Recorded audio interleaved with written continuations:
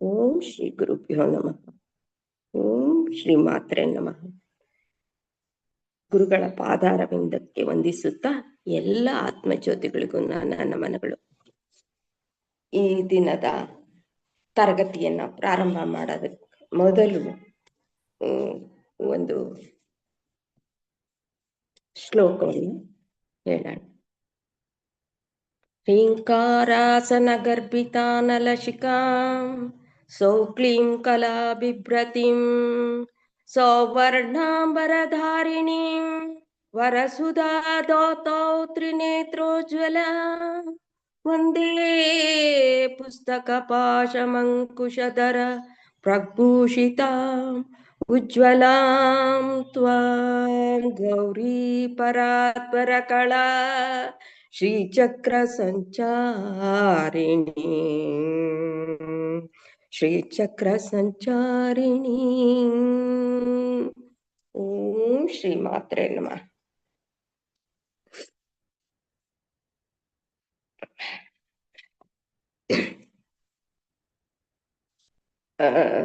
ಶಕ್ತಿಪೀಠದ ಬಗ್ಗೆ ಒಂದೆರಡು ಮಾತುಗಳನ್ನ ಹೇಳಿ ನನ್ನ ತರಗತಿಯನ್ನ ಪ್ರಾರಂಭ ಮಾಡ್ತಿದ್ದೀನಿ.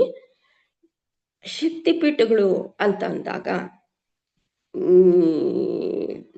ಇದರಲ್ಲಿ ಪಾರ್ವತಿ ದೇವಿ ಇದಾದಾಗ ಶಂಕರ ಏನ್ ಮಾಡ್ತಾನೆ, ಅವಳ ದೇಹವನ್ನ ತಗೊಂಡು ಎಲ್ಲ ಕಡೆ ಅವನಿಗೆ ಜ್ಞಾನನೇ ಇರಲ್ಲ. ಆ ಪಾರ್ವತಿಯ ಇದ್ರಲ್ಲಿ ದಹನ ಆದಾಗ, ದಹಿಸಿದಾಗ ಆ ಶರೀರನ ತಗೊಂಡು ಎಲ್ಲ ಕಡೆ ಓಡಾಡ್ತಾನೆ. ಆ ಓಡಾಡಿದಾಗ ಒಂದೊಂದು ಅವಳ ಒಂದೊಂದು ಭಾಗನೂ ಒಂದೊಂದು ಪ್ರದೇಶದಲ್ಲಿ ಬೀಳ್ತಾ ಹೋಗುತ್ತಂತೆ. ಅಂತ ಒಂದು ಹೊಕ್ಕಳಿನ ಭಾಗ ಈ ಒರಿಸ್ಸಾದ ಒಂದು ಭಾಗದಲ್ಲಿ ಬಿತ್ತಂತೆ. ಅಲ್ಲಿ ಒಂದು ಶಂಕರಾಚಾರ್ಯರು ವಿರಜಾ ಪೀಠವನ್ನ ಸ್ಥಾಪನೆ ಮಾಡಿದ್ರು. ವಿರಜಾದೇವಿಯ ಒಂದು ಪೀಠವನ್ನ ಸ್ಥಾಪನೆ ಮಾಡ್ತಾರೆ. ಅಂದ್ರೆ ಅಲ್ಲಿ ವಿರಜಾದೇವಿ ಅಂದ್ರೆ ಎಲ್ಲ ಕಡೆಯೂ ಇರೋದು ಈ ಲಲಿತಾ ಮಾತೆಯ ಒಂದು ಸ್ವರೂಪನೇ. ಆದ್ರೆ ಅಲ್ಲಿ ಬೇರೆ ಬೇರೆ ಹೆಸರುಗಳಿಂದ ಅದನ್ನ ನಾವು ಇದ್ ಮಾಡ್ತಾ ಇದ್ದೀವಿ. ಆ ಹೊಕ್ಕಳಿನ ಒಂದು ಭಾಗ ಅಲ್ಲಿ ಬಿದ್ದಾಗ ಅಲ್ಲಿ ಅವಳನ್ನ ಶಂಕರಾಚಾರ್ಯರು ಏನ್ ಮಾಡಿದ್ರು, ದುರ್ಗಾದೇವಿಯ ರೂಪದಲ್ಲಿ ಅವಳನ್ನ ಪ್ರತಿಷ್ಠೆ ಮಾಡಿದ್ದಾರೆ. ಅಲ್ಲಿರ್ತಕ್ಕಂತ ವಿರಜಾದೇವಿ ಯಾವ ತರ ಇದ್ದಾಳೆ ಅಂದ್ರೆ ದುರ್ಗಾ ರೂಪದಲ್ಲಿ ನಮ್ಗೆ ಕಾಣ್ತಾ ಇದ್ದಾಳೆ. ಒಂದು ಕೈಯಲ್ಲಿ ಆ ಮಹಿಷಾಸುರನನ್ನ ಮರ್ದನೆ ಮಾಡಕ್ಕೋಸ್ಕರ ಒಂದು ಕೈಯಲ್ಲಿ ಚೂರಿಯನ್ನು ಹಿಡಿದು ಅವನನ್ನ ಸಂಹಾರ ಮಾಡ್ತಾ ಇರ್ತಕ್ಕಂತ ಒಂದು ದೃಶ್ಯ ಅಲ್ಲಿ ತುಂಬಾ ಚೆನ್ನಾಗಿ ಕಾಣ್ತಾ ಇದೆ. ವಿರಜಾದೇವಿ ಅಂತಂದ್ರೆ ನಮ್ಮ ಲಲಿತಾ ಸಹಸ್ರನಾಮದಲ್ಲಿ ಕೂಡ ಆ ವಿರಜಾದೇವಿಯ ನಾಮ ನಾವು ಕಾಣ್ತೀವಿ. ವಿರಜಾ ವಿಶ್ವರೂಪಿಣಿ. ಮುಂದಿನ ನಾಮಗಳಲ್ಲಿ ಅದರ ಅರ್ಥ ಕೂಡ ನಮಗ್ ಬರುತ್ತೆ. ಅವಾಗ ನಾನು ವಿರಜಾ ದೇವಿಯ ಬಗ್ಗೆ ಪೂರ್ಣವಾಗಿ ನಿಮ್ಗೆ ತಿಳಿಸ್ತೀನಿ. ಇವತ್ತು ನಾವು 70ನೇ ನಾಮದ 2ನೇ ಭಾಗದ ಅರ್ಥವನ್ನ ನಾವು ತಿಳ್ಕೊತಾ ಇದ್ದೀವಿ. ಅಂತಂದ್ರೆ ಮೊದಲನೇ ಭಾಗ ಅಂತಂದ್ರೆ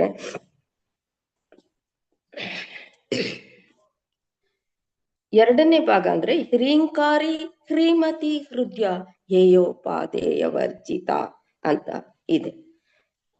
ಅದಕ್ಕೆ ಮೊದಲಿನ ನಾಮ ಏನಿತ್ತು? ನಾರಾಯಣಿ ನಾದರೂಪ ನಾಮರೂಪ ವಿವರ್ಜಿತ ಅನ್ನೋ ನಾಮದ ಬಗ್ಗೆ ನಾವು ಅರ್ಥವನ್ನ ತಿಳ್ಕೊಂಡಿದ್ವಿ. ಇವಾಗಿನ ನಾಮ ಹ್ರೀಂಕಾರಿ ಹ್ರೀಮತಿ ಹೃದಯ ಹೇಯೋಪಾದೇಯ ವರ್ಜಿತ ಅಂತ ಅಂದ್ಬಿಟ್ಟು ಇದೆ. ಹ್ರೀ ಅನ್ನೋ ಒಂದು ಏನು ಈ ಬೀಜಾಕ್ಷರ ಇದೆಯೋ, ಆ ಹ್ರೀಂ ಅನ್ನೋದೇ ಒಂದು ಬೀಜಾಕ್ಷರ, ಒಂದು ಶಕ್ತಿಯುತವಾದಂತ ಒಂದು ಬೀಜಾಕ್ಷರ ಅಂತ ಹೇಳ್ತಾರೆ. ಈ ಒಂದು ಬೀಜಾಕ್ಷರ ಏನಿದೆಯೋ ಇದು ಭುವನೇಶ್ವರಿಯ ಒಂದು ಬೀಜಾಕ್ಷರ ಅಂತ ಕರೀತಾರೆ. ಆ ಭುವನೇಶ್ವರಿ ಅಂತಂದ್ರೆ ಈ ಭುವನವನ್ನ ಯಾರು ಕಾಪಾಡ್ತಾ ಇದ್ದಾಳೋ, ಇಷ್ಟು ಕೋಟಿ ಕೋಟಿ ಭುವನಗಳನ್ನ ಯಾರು ಸಂರಕ್ಷಿಸ್ತಾ ಇದ್ದಾಳೋ ಅವಳಿಗೆ ಭುವನೇಶ್ವರಿ ಅಂತ ಕರೀತಾರೆ. ಇಂಥ ಒಂದು ಭುವನೇಶ್ವರಿಯ ಬೀಜ ಮಂತ್ರವೇ ಹ್ರೀಂ ಅನ್ನೋ ಒಂದು ಬೀಜಾಕ್ಷರ ಅಂತ ಹೇಳ್ತಾರೆ. ಇದು ಈ ಭುವನೇಶ್ವರಿ ಅಂದಾಗ ನಮ್ಗೇನ್ ಅನ್ನುತ್ತೆ, ಅದು ಸೂಕ್ಷ್ಮವಾದಂಥದ್ದು, ಅದು ನಮ್ಗೆ ಕಾಣದೇ ಇರುತ್ತೆ. ಭುವನೇಶ್ವರಿ ಅಂದಾಗ ಸೂಕ್ಷ್ಮವಾದಂಥದ್ದು ಅಂತ ಅಂದ್ಬಿಟ್ಟು ನಮ್ಗೆ ಕಾಣ್ತಾ ಬರುತ್ತೆ.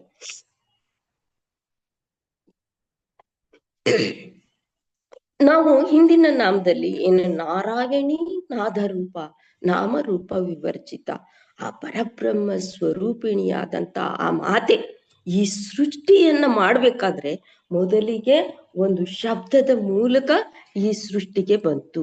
ಆ ಸೃಷ್ಟಿ ಅನ್ನೋದು ಆ ಶಬ್ದದ ಮೂಲಕ ಪ್ರಾರಂಭ ಆಯ್ತು ಅನ್ನೋದನ್ನ ನಾವು ಹಿಂದಿನ ನಾಮದಲ್ಲಿ ತಿಳ್ಕೊಂಡಿದ್ವಲ್ವಾ.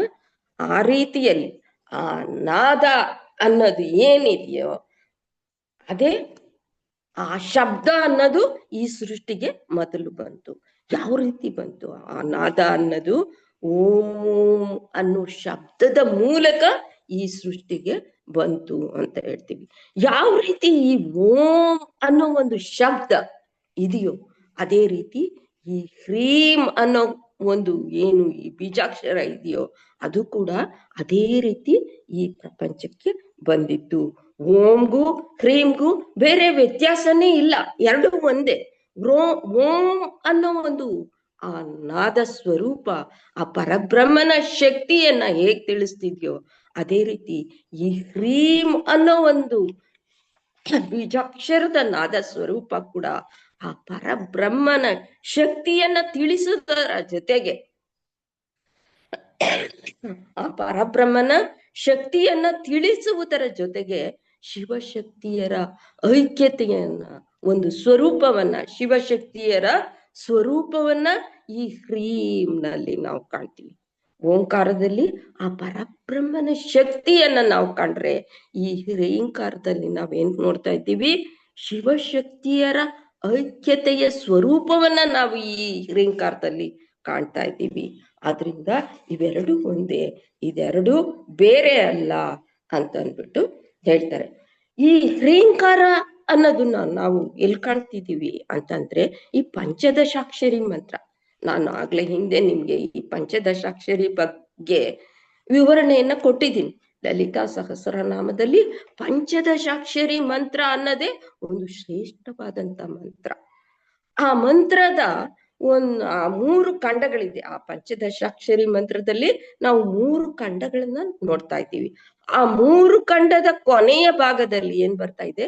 ಹ್ರೀಂ ಅನ್ನೋ ಒಂದು ಬೀಜಾಕ್ಷರವನ್ನ ನಾವು ಕಾಣ್ತೀವಿ. ಹೇಗೆ ಅಂದ್ರೆ ಮೊದಲನೇ ಖಂಡದಲ್ಲಿ ಕಾಯೈಲ ಹ್ರೀಂ ಅಂದ್ರೆ, ಎರಡನೇ ಖಂಡದಲ್ಲಿ ಹಸಕಹಲ ಹ್ರೀಂ ಅಂತ ಬರುತ್ತೆ, ಮೂರನೇ ಖಂಡದಲ್ಲಿ ಸಕಲ ಹ್ರೀಂ ಅಂತ. 3 ಖಂಡದಲ್ಲೂ ನಾವು ಈ ಹ್ರೀಂ ಅನ್ನ ನಾವು ಕಾಣ್ತಾ ಇದ್ದೀವಿ. ಅಂತಂದ್ರೆ ಈ ಹ್ರೀಂ ಅನ್ನೋದು ಏನನ್ನ ಪ್ರತಿಪಾದಿಸ್ತಾ ಇದೆಯಪ್ಪ? ಈ ಹ್ರೀಂ ಅನ್ನೋ ಒಂದು ಬೀಜಾಕ್ಷರ ಅಂದ್ರೆ ಈ ಸೃಷ್ಟಿ, ಸ್ಥಿತಿ, ಲಯ ಈ 3 ಕಾರ್ಯಗಳನ್ನ ಪ್ರತಿಪಾದನೆ ಮಾಡ್ತಾ ಇದೆ. ಈ ಸೃಷ್ಟಿಗೆ ಆ ಹ್ರೀಂ ಅನ್ನೋ ಬೀಜಾಕ್ಷರವೇ ಕಾರಣ ಅನ್ನೋದು ನಮ್ಗೆ ಇದರಿಂದ ಗೊತ್ತಾಗ್ತಾ ಇದೆ.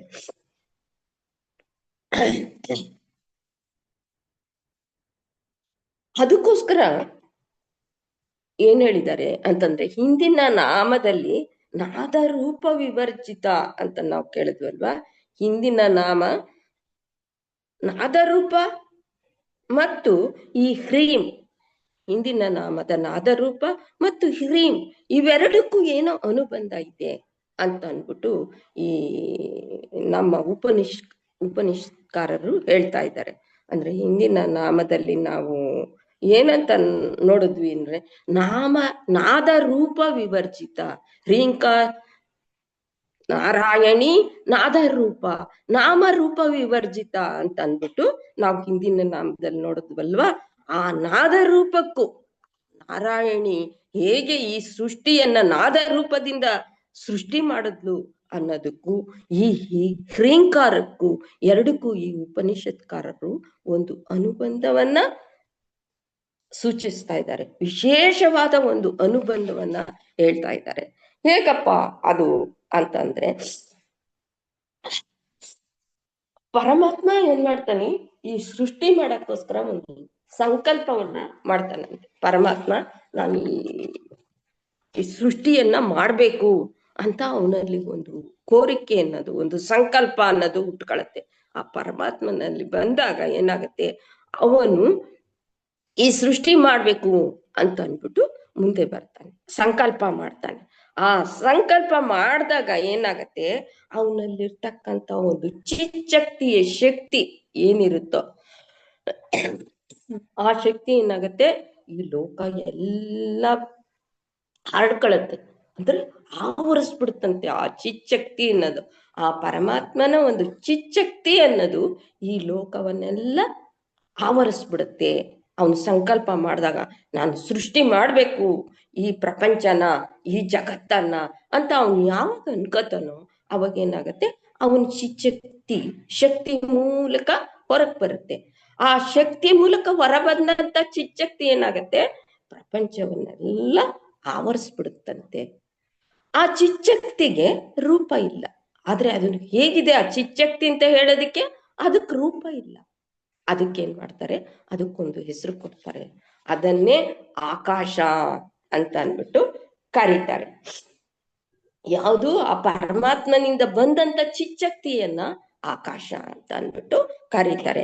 ಆ ಆಕಾಶದಿಂದ ಏನಾಗತ್ತಪ್ಪ ಅಂತಂದ್ರೆ, ಅದರಿಂದ ಕೋಟ್ಯಾನುಕೋಟಿ ಭುವನಗಳು, ಗ್ರಹಗಳು, ನಕ್ಷತ್ರಗಳು ಎಲ್ಲ ಆ ಆಕಾಶದಿಂದ ಸೃಷ್ಟಿ ಆಗ್ತಾ ಹೋಗುತ್ತೆ. ನಾವು ಕಂಡಿದೀವಿ 14 ಭುವನಗಳು ಮಾತ್ರ, ನಾವು ಮೇಲೆ 7 ಕೆಳಗಡೆ 2, ಈ 14 ಭುವನಗಳು ಮಾತ್ರ ನಮಗ್ ಗೊತ್ತು. ಆದ್ರೆ ಕೋಟ್ಯಾನುಕೋಟಿ ಭುವನಗಳು, ಅದೆಷ್ಟೋ ನಕ್ಷತ್ರಗಳು, ನಮಗ್ ತಿಳಿದಂತ ನಕ್ಷತ್ರಗಳು, ಕೋಟ್ಯಾನುಕೋಟಿ ಗ್ರಹಗಳು, ಇವು ಎಲ್ಲ ಅಲ್ಲಿ ನಿರ್ಮಾಣ ಆಗತ್ತಂತೆ, ಸೃಷ್ಟಿ ಆಗತ್ತಂತೆ. ಎಲ್ಲಿ? ಆ ಆಕಾಶದಲ್ಲಿ ಸೃಷ್ಟಿ ಆಗತ್ತಂತೆ. ಇವೆಲ್ಲಕ್ಕೂ ಅದು ಕೇಂದ್ರ ಬಿಂದು ಆದ್ರಿಂದ ಆ ಆಕಾಶವೇ ಇದಕ್ಕೆಲ್ಲ ಕೇಂದ್ರ ಬಿಂದು ಆಯ್ತು. ಇವಾಗ ಆ ಆಕಾಶ ಅನ್ನೋದ್ರಲ್ಲಿ ಇವೆಲ್ಲ ಸೃಷ್ಟಿ ಆಯ್ತು, ಅದು ಕೇಂದ್ರ ಬಿಂದು ಆಯ್ತು. ಅದನ್ನ ಏನಂತ ಕರೆದ್ರು, ಆಗ ಆ ಕೇಂದ್ರ ಬಿಂದು ಆದ್ರಿಂದ ಆ ಆಕಾಶವನ್ನ ಚಿದಾಕಾಶ ಅಂತ ಅನ್ಬಿಟ್ಟು ಅದನ್ನ ಕರೆದ್ರು. ಆ ಚಿದಾಕಾಶದ ಬೀಜಾಕ್ಷರನೇ ಈ ಹ್ರೀಂ ಅನ್ನೋದು. ಹ್ರೀಂ ಅಂತ ನಾವ್ ಏನು ಈ ಬೀಜಾಕ್ಷರನ ಉಚ್ಚಾರಣೆ ಮಾಡ್ತಾ ಇದ್ವೋ, ಇದು ಆ ಚಿದಾಕಾಶದ ಬೀಜಾಕ್ಷರ ಆಗಿದೆ ಅಂತ ಹೇಳಿ. ಈ ಹ್ರೀಂ ಅನ್ನೋ ಈ ಬೀಜಾಕ್ಷರದಲ್ಲಿ ನಾವು 3 ಅಕ್ಷರಗಳನ್ನ ಕಾಣ್ತಾ ಇದ್ದೀವಿ. ಯಾವ್ಯಾವ್ದು? ಆ, ರ, ಈ ಅನ್ನೋ 3 ಅಕ್ಷರಗಳನ್ನ ಈ ಬೀಜಾಕ್ಷರದಲ್ಲಿ ನಾವು ಕಾಣ್ತೀವಿ. ಮತ್ತೆ ಅನುಸ್ವಾರ, ಇದನ್ನ ನಾವು ಈ ಬೀಜಾಕ್ಷರದಲ್ಲಿ ನಾವು ಕಾಣ್ತಿದ್ದೀವಿ. ಈ ಆ ಅನ್ನೋ ಅಕ್ಷರ ಏನ್ ತೋರಿಸ್ತಾ ಇದೆಯಪ್ಪ, ಈ ಬೀಜಾಕ್ಷರದಲ್ಲಿ ಇರ್ತಕ್ಕಂಥ ಈ ಆ ಅನ್ನೋ ಅಕ್ಷರ ನಮ್ಗೆ ಏನನ್ನ ಪ್ರತಿಪಾದಿಸ್ತಾ ಇದೆ ಅಂತಂದ್ರೆ, ಆಕಾಶ ತತ್ವವನ್ನ ಪ್ರತಿಪಾದಿಸ್ತಾ ಇದೆಯಂತೆ. ಈ ಈ ಅನ್ನೋ ಅಕ್ಷರ ಏನಿದೆ, ಇದು ಏನನ್ನ ಪ್ರತಿಪಾದಿಸ್ತಾ ಇದೆಯಪ್ಪ ಅಂದ್ರೆ, ವಾಯುವನ್ನ ಪ್ರತಿಪಾದಿಸ್ತಾ ಇದೆಯಂತೆ. ಈ ರಾ ಅನ್ನೋ ಒಂದು ಅಕ್ಷರ ಇದೆಯಲ್ಲ, ಅದು ಏನನ್ನ ಪ್ರತಿಪಾದಿಸ್ತಾ ಇದೆಯಪ್ಪ ಅಂತಂದ್ರೆ, ಅದು ತೇಜೋ ಬೀಜ ಅಂತಂದ್ರೆ ಅಗ್ನಿ ತತ್ವವನ್ನ ಅದು ಪ್ರತಿಪಾದಿಸ್ತಾ ಇದೆಯಂತೆ. ಈ ರೀತಿ ಈ ಶ್ರೀ ಅನ್ನೋ ಒಂದು ಹ್ರೀ ಅನ್ನೋ ಒಂದು ಬೀಜಾಕ್ಷರದಲ್ಲಿ ನಾವು ಈ ತತ್ವಗಳನ್ನ ನೋಡ್ತಾ ಇದ್ದೀವಿ ಅಂತ ಅಂದಾಗ, ಇದು ಪಂಚಭೂತಗಳಿಂದ ಕೂಡಿರ್ತಕ್ಕಂಥ ಒಂದು ತತ್ವ ಅನ್ನೋದು ನಮ್ಗೆ ತಿಳಿದು ಬರ್ತಾ ಇದೆ. ವಾಯು, ಆಕಾಶ, ಅಗ್ನಿ ಇವೆಲ್ಲವೂ ಕೂಡಿರ್ತಕ್ಕಂಥ ಒಂದು ಪಂಚಭೂತಾತ್ಮಕವಾದ ಒಂದು ತತ್ವದಿಂದ ಈ ಹ್ರೀಂ ಅನ್ನೋ ಒಂದು ಬೀಜಾಕ್ಷರ ಕೂಡಿದೆ ಅಂತ ಅಂದ್ಬಿಟ್ಟು ನಮಗ್ ಗೊತ್ತಾಗ್ತಾ ಇದೆ. ಆದ್ರಿಂದ ಈ ಹ್ರೀಂ ಅನ್ನೋ ಒಂದು ಬೀಜಾಕ್ಷರವನ್ನ ನಾವೇನ್ ಮಾಡ್ಬೇಕು, ಗುರುಗಳ ಮೂಲಕ ಉಪದೇಶವನ್ನ ಹೊಂದಿ ಆ ಹ್ರೀಂ ಅನ್ನೋ ಬೀಜಾಕ್ಷರವನ್ನ ನಾವು ಸಾಧನೆ ಮಾಡ್ತಾ ಹೋದ್ರೆ, ಆ ಹ್ರೀಂ ಅನ್ನೋ ಬೀಜಾಕ್ಷರದಲ್ಲೇ ನಾವು ಸಾಧನೆ ಮಾಡ್ತಾ ಹೋದಾಗ ಏನಾಗತ್ತಪ್ಪ ಅಂತಂದ್ರೆ, ಆ ಮಾತೆಯ ಸ್ವರೂಪವನ್ನ ನಾವು ಹಲವಾರು ವಿಧಗಳಲ್ಲಿ ನಾವು ಕಾಣಬಹುದು ಅಂತ ಅನ್ಬಿಟ್ಟು ಹೇಳ್ತಾರೆ. ಬೇರೆ ಬೇರೆ ರೀತಿಯಲ್ಲಿ ಆ ಮಾತೆಯನ್ನ ನಾವು ಕಾಣ್ತಾ ಹೋಗ್ಬೋದು. ಆ ಹ್ರೀಂ ಅನ್ನೋ ಒಂದು ಬೀಜಾಕ್ಷರವನ್ನ ನಾವು ಗುರುಗಳ ಮುಖೇನ ಅದನ್ನ ತಿಳಿದು ಆ ಜ್ಞಾನವನ್ನ ಅರಿತು ನಾವು ಅದನ್ನ ಉಪಾಸನೆ ಮಾಡ್ತಾ ಹೋದಾಗ, ಆ ಮಾತೆ ಏನಿದ್ದಾಳೆ, ಅವಳು ಹೇಗಿದ್ದಾಳೆ, ಅವಳ ರೂಪ ಏನು, ಅವಳ ಸ್ವರೂಪ ಏನು ಅನ್ನೋ ಒಂದು ವಿಚಾರವನ್ನ ವಿವಿಧ ವಿವಿಧ ಹಲವಾರು ವಿಧಗಳಲ್ಲಿ ನಾವು ಕಾಣ್ತಾ ಹೋಗ್ತೀವಿ ಅಂತ ಅಂದ್ಬಿಟ್ಟು ಇದರಿಂದ ನಮ್ಗೆ ಗೊತ್ತಾಗತ್ತೆ. ನಾವ್ ಏನು ಈ ಸೃಷ್ಟಿ ಒಳಗೆ ಈ ಬ್ರಹ್ಮಾಂಡದಲ್ಲಿ ಆ ಕ್ರೀಮ್ ಅನ್ನೋದು ಈ ರೀತಿ ಇದೆ, ಆಕಾಶದ ಆ ಬೀಜ ಮಂತ್ರವೇ ಕ್ರೀಮ್ ಅಂತ ನಾವು ತಿಳ್ಕೊಂಡ್ವು. ಈಗ ಅದೇ ರೀತಿ ನಮ್ಮ ಶರೀರದಲ್ಲೂ ಕೂಡ ಕ್ರೀಮ್ ಅನ್ನೋ ಒಂದು ಬೀಜಾಕ್ಷರ ಈ ಪಿಂಡಾಂಡದಲ್ಲೂ ಕೂಡ ಇದೆ ಅಂತ ಹೇಳ್ತಾರೆ. ಅದು ಯಾವ ರೀತಿ ಇದೆಯಪ್ಪ ಅಂತಂದಾಗ ಅದರಲ್ಲಿ ನಾವಾಗ್ಲೇ 3 ಅಕ್ಷರಗಳು ಹೇಳಿದ್ವಲ್ವಾ, ಆ, ರ, ಈ ಮತ್ತು ಅನುಸ್ವಾರ ಅಂತ ಅಂದ್ಬಿಟ್ಟು 3 ಅಕ್ಷರಗಳನ್ನ ನಾವು ಹೇಳಿದ್ವಿ. ಆ ಕ್ರೀಮ್ ಬೀಜದ ಆಕಾರ ಏನಾಗಿದೆ, ಈ ಶರೀರ ಅಂದಾಗ ನಾವು ಇದರಲ್ಲಿ 3 ಶರೀರಗಳನ್ನ, ಈ ಮನುಷ್ಯ ಅಂದಾಗ ನಾವು ಇವನಲ್ಲಿ 3 ಶರೀರಗಳನ್ನ ಕಾಣ್ತೀವಿ ಅನ್ಬಿಟ್ಟು ನಿಮ್ಗೆಲ್ರಿಗೂ ಗೊತ್ತೇ ಇದೆ. ಆ ಕ್ರೀಮ್ನ ಆಕಾರ ಏನಿದೆಯೋ ಆ ಆಕಾರವನ್ನ ಇಲ್ಲಿ ಏನಂತ ಕರೀತಾ ಇದ್ದಾರೆ, ಸ್ಥೂಲ ಶರೀರಕ್ಕೆ ಹೋಲಿಸಿದ್ದಾರೆ. ಆ ಕ್ರೀಮ್ನ ಆಕಾರವೇ ಈ ಸ್ಥೂಲ ಶರೀರ ಅಂತ ಅಂದ್ಬಿಟ್ಟು ಹೇಳಿದ್ದಾರೆ. ಈ ರಕಾರ ಏನಿದೆ, ಆ ಕ್ರೀಮ್ನಲ್ಲಿರ್ತಕ್ಕಂಥ ರಕಾರ ಏನಿದೆ ಅದನ್ನ ಸೂಕ್ಷ್ಮ ಶರೀರ ಅಂತ ಹೇಳಿದ್ದಾರೆ. ಅಂದ್ರೆ ನಮ್ಮ ಒಳಗಡೆ ಇರ್ತಕ್ಕಂಥ ಏನು ಎಲ್ಲ ಜ್ಞಾನವನ್ನ ಅರಿತಕ್ಕಂಥ ಈ ಇಂದ್ರಿಯಗಳಿದೆಯೋ ಅದನ್ನ ಸೂಕ್ಷ್ಮ ಶರೀರ ಅಂತ ಕರೀತಾರೆ. ಈ ಹೊರಗಡೆ ಇರೋವಂಥದ್ದು ಈ ಪ್ರಾಪಂಚಿಕವಾದಂತ ವಸ್ತುಗಳನ್ನ ಆಕರ್ಷಣೆ ಮಾಡೋವಂಥ ಇಂದ್ರಿಯಗಳು. ಆದರೆ ನಮ್ಮ ಒಳಗಡೆ ಸೂಕ್ಷ್ಮ ಶರೀರದಲ್ಲಿರ್ತಕ್ಕಂಥ ಇಂದ್ರಿಯಗಳೇನಿದೆ ಅದು ಆಧ್ಯಾತ್ಮಿಕತೆಯನ್ನ ಅರಿಯುವಂತ ಇಂದ್ರಿಯಗಳು. ನಾವು ಸಾಧನೆ ಮಾಡಿದಾಗ ಆ ಪರಮಾತ್ಮನನ್ನ ನಾವು ಹೊಂದುವಂತ ಒಂದು ಶಕ್ತಿ ಆ ಸೂಕ್ಷ್ಮ ಶರೀರದಲ್ಲಿ ಇದೆ. ಆಮೇಲೆ ಈ ಆ ಆಯ್ತು, ರಾ ಆಯ್ತು, ಈ ಅನ್ನೋದನ್ನ ಯಾವ್ದಕ್ಕೆ ಹೋಲಿಸಿದಾರಪ್ಪ ಅಂತಂದ್ರೆ ಈ ಕಾರಣ ಶರೀರ, ನಮ್ಮ ಕಾರಣ ಶರೀರ ಅನ್ನೋದು ಏನಿದೆಯೋ ಅದಕ್ಕೆ ಈಕಾರವನ್ನ ಹೇಳಿದರೆ, ಕ್ರೀಮ್ನ ಈಕಾರಕ್ಕೆ ಅದನ್ನ ಪ್ರತಿನಿಧಿಸಿದ್ರೆ. ಆದ್ರಿಂದ ಈ ಕ್ರೀಮ್ ಅನ್ನೋ ಈ ಬೀಜಾಕ್ಷರದ ಮೂಲಕ ನಮ್ಮ ಒಳಗಡೆನೆ ಇರ್ತಕ್ಕಂಥ ಈ ಕ್ರೀಮ್ ಅನ್ನೋ ಒಂದು ಬೀಜಾಕ್ಷರದ ಮೂಲಕ ನಾವು ನಮ್ಮ ಒಂದು ಜ್ಞಾನವನ್ನ ಬೆಳೆಸ್ಕೊಂಡು ಹೋದಾಗ ನಾವು ಏನಪ್ಪ ಕಾಣ್ತೀವಿ, ಆ ಜ್ಞಾನನ ನಾವು ಒಳಗಡೆ ಇರ್ತಕ್ಕಂಥ ಒಂದು ಜ್ಞಾನವನ್ನ ನಾವು ಬೆಳೆಸ್ಕೊಂಡು ಹೋದಾಗ ಅದರಿಂದ ನಾವೇನ್ ಪಡಿತೀವಿ ಅಂತಂದ್ರೆ ಆ ಆಕಾರ ಅನ್ನೋದು ಏನ್ ತಿಳಿಸ್ತಾ ಇದೆ ಅಂದ್ರೆ ಸತ್ ಅನ್ನೋದರ ಮೂಲಕ ಧರ್ಮವನ್ನು ತಿಳಿಸುತ್ತೆ. ನಾವು ಆ ಕ್ರೀಮ್ ಅನ್ನೋ ಒಂದು ನಮ್ಮ ಪಿಂಡಾಂಡದ ಒಳಗಡೆ ಏನಿದೆ, ಈ ಪಿಂಡಾಂಡದ ಒಳಗೆ ಏನಿದೆಯೋ ಅದ್ರ ಮೂಲಕ ಆ ಆಕಾರವನ್ನ ನಾವು ಬೆಳೆಸ್ಕೊಂಡು ಹೋದಾಗ ಆ ಆಕಾರ ನಮ್ಗೇನಪ್ಪ ತಿಳಿಸುತ್ತೆ ಅಂದ್ರೆ ಸತ್ ಅನ್ನೋ ವಿಚಾರದ ಮೂಲಕ ಧರ್ಮವನ್ನ ನಮ್ಗೆ ಪ್ರತಿಪಾದನೆ ಮಾಡತ್ತಂತೆ.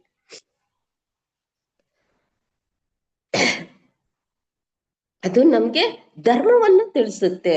ಆಮೇಲೆ ಆ ರಕಾರ ರೂಪವಾದ ಚಿತ್, ಆ ರಕಾರ ರೂಪಕ್ಕೆ ನಾವೇನ್ ಹೇಳ್ತೀವಿ, ಚಿತ್ ಅಂತ ಕರಿತೀವಿ.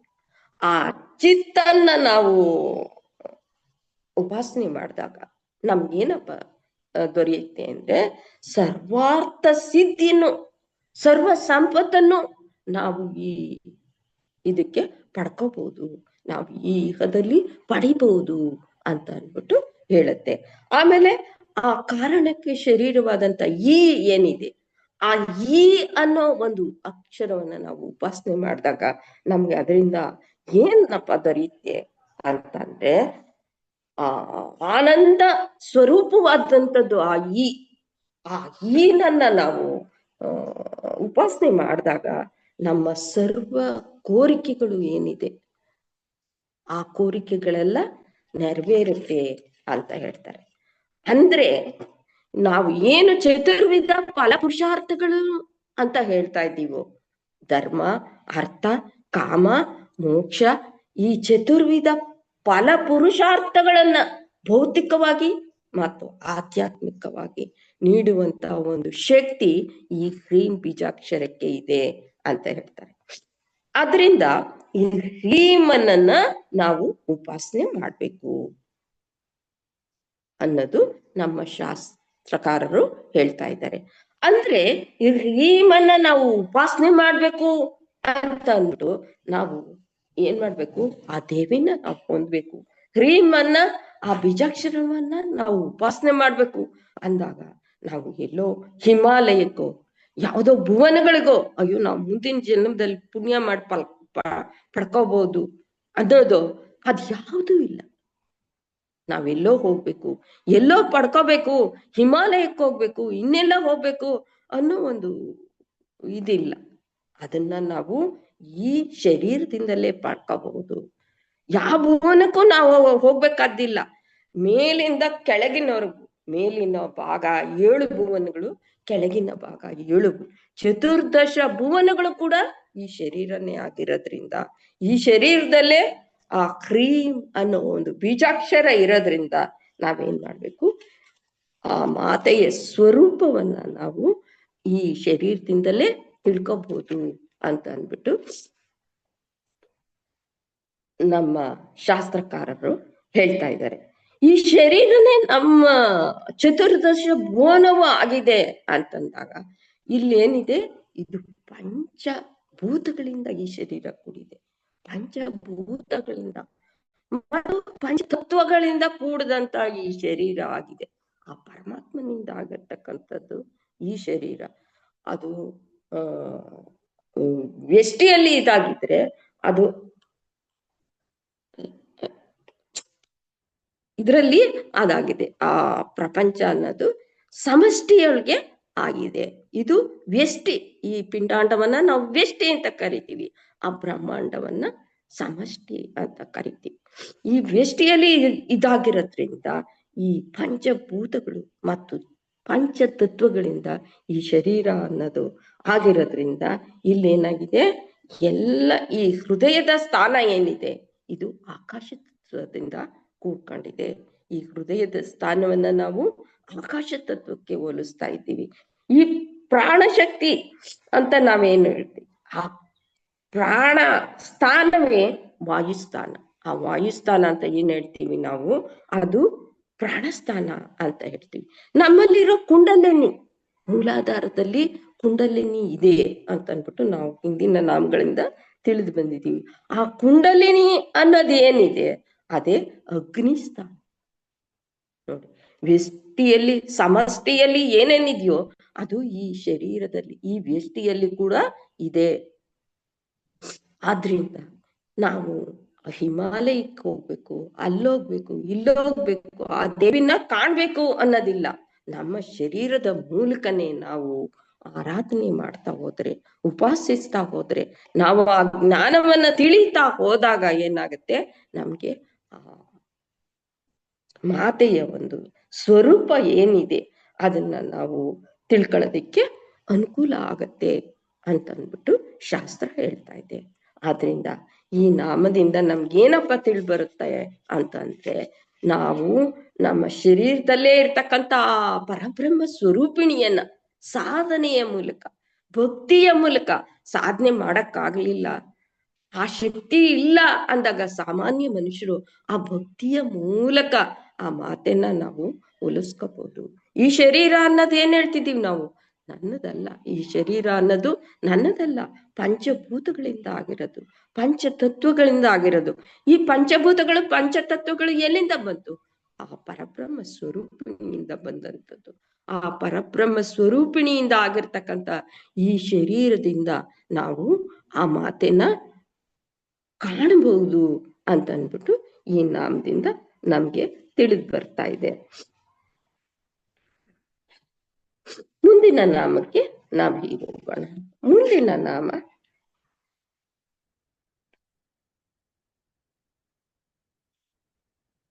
ಹ್ರೀಂಕಾರಿ ಶ್ರೀಮತಿ ಹೃದಯ.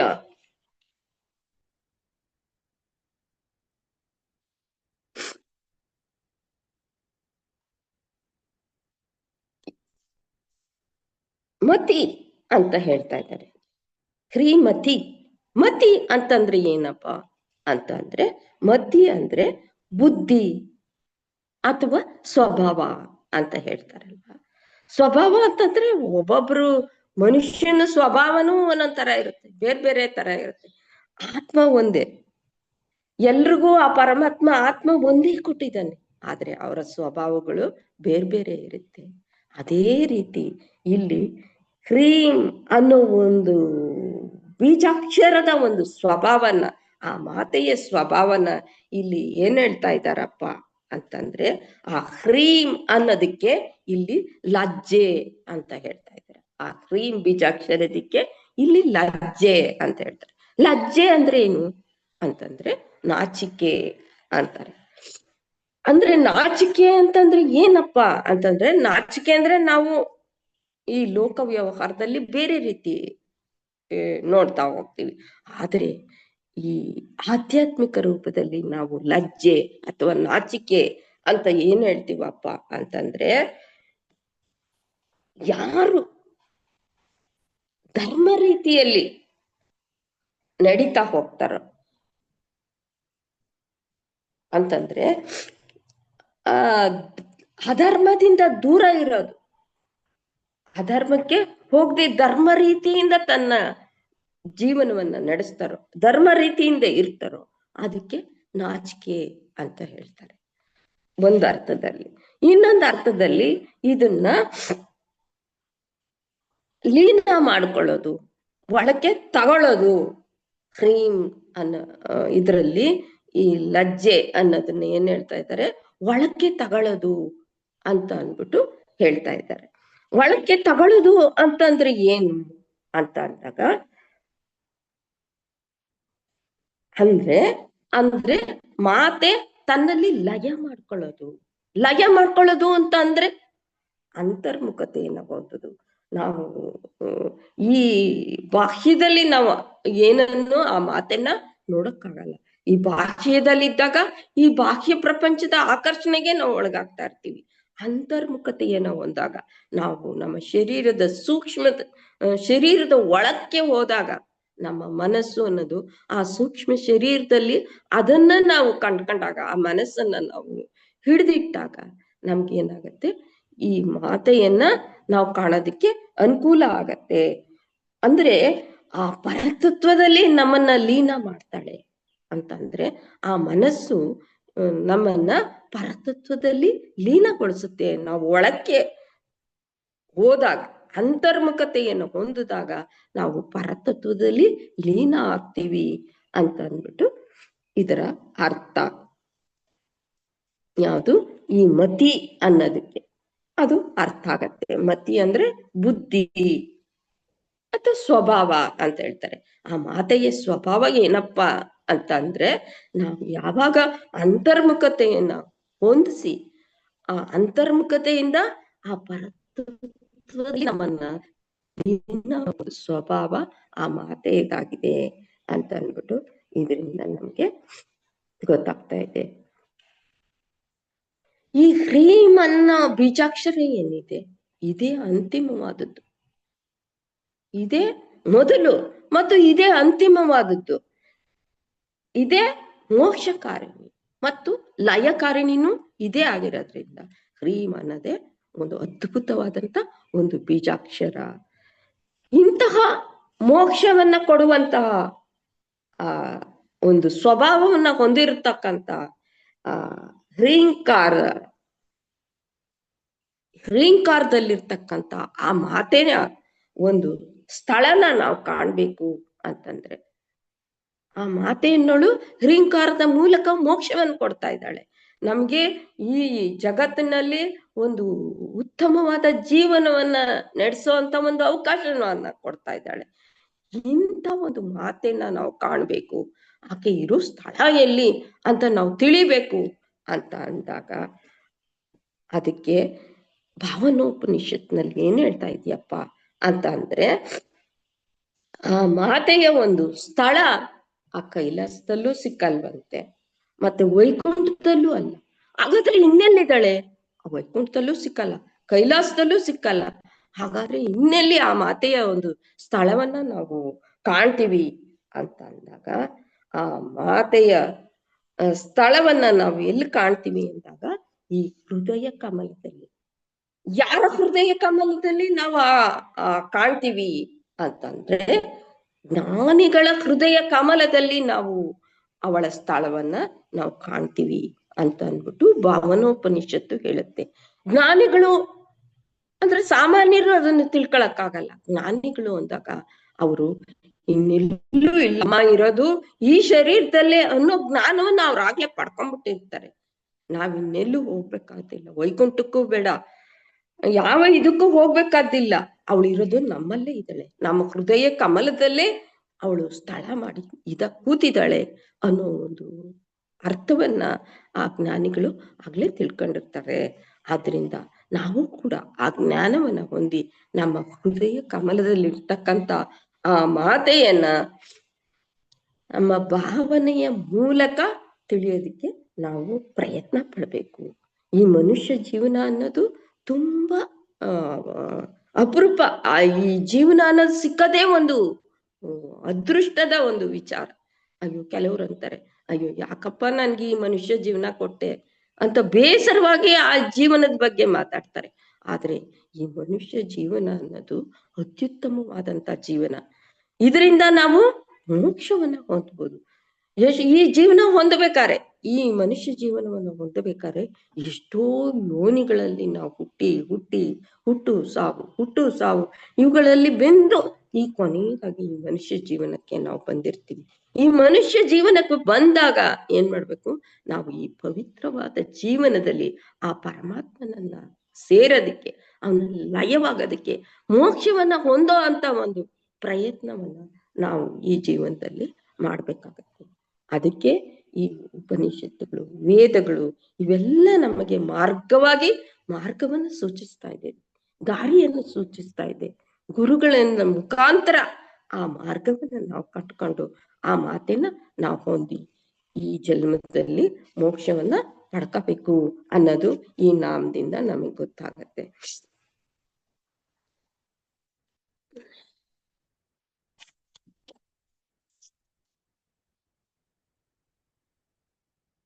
ಶ್ರೀಂಕಾರಿ ಶ್ರೀಮತಿ ಹೃದಯ ಹೇಯೋಪಾದೇಯ ವರ್ಜಿತ. ಹೃದಯ ಅಂದ್ರೆ ಗೊತ್ತಾಯ್ತಲ್ಲ, ಆ ಹೃದಯ ಕಮಲದಲ್ಲಿ ಅಮ್ಮ ನೆಲೆಯಾಗಿದ್ದಾಳೆ.